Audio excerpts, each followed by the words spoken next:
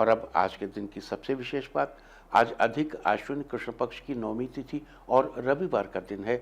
नौमी तिथि आज शाम 5:54 तक रहेगी, उसके बाद दशमी तिथि लग जाएगी। फिलहाल बात करेंगे नौमी तिथि की।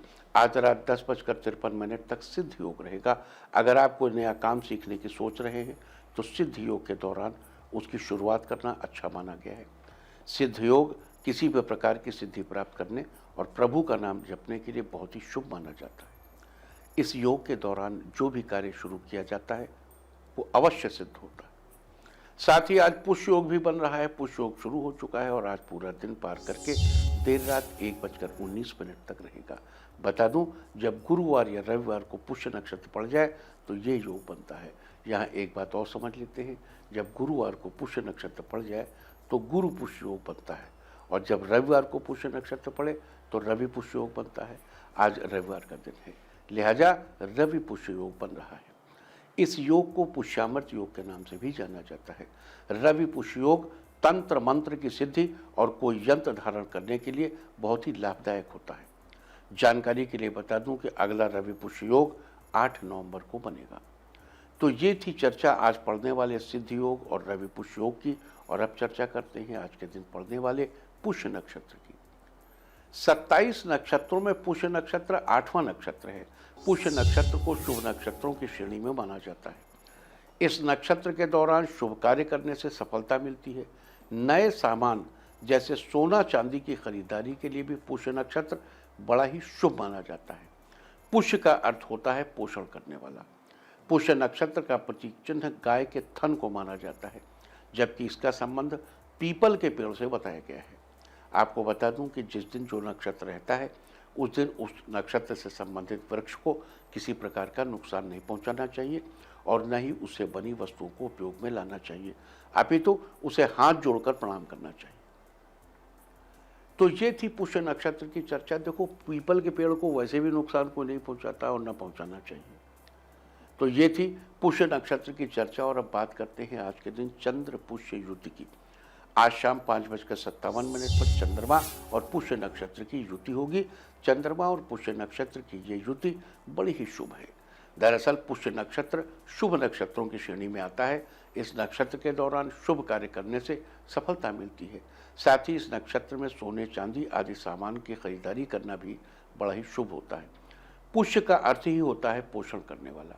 अतः इस नक्षत्र में पैदा हुए लोग या जो काम होते हैं, जो कार्य किए जाएं, जो उपाय किए जाएं, वो फलते फूलते जरूर हैं। और आज के दिन पुष्य नक्षत्र में चंद्रमा की युति से आपको और भी शुभ फल प्राप्त होंगे। तो ये थी चंद्र पुष्य युति की चर्चा। और अब हमारी चर्चा इसी विषय पर है कि आज आपको इतने सुंदर समय में कौन कौन से उपाय करने चाहिए। और यहाँ ये भी याद दिला दूं कि ये उपाय सभी राशि के लोग कर सकते हैं। अगर आपके दाम्पत्य संबंधों में किसी न किसी बात को लेकर तनाव बना रहता है तो आज आपको चांदी का चंद्रमा धारण करना चाहिए। अगर संभव हो तो अपने जीवन साथी को भी धारण करवाएं। आपके दाम्पत्य संबंधों में चल रहा तनाव दूर होगा और आपके रिश्तों में प्यार बना रहेगा। अगर आपके परिवार में सब लोग छोटी छोटी बातों को लेकर जल्दी परेशान हो जाते और एक दूसरे की बातों पर ज़्यादा गौर नहीं करते, तो आज आपको चंद्रदेव के इस खास मंत्र का जप करना चाहिए और 108 बार जप करना चाहिए। मंत्र है सोंग सोमाय नमः।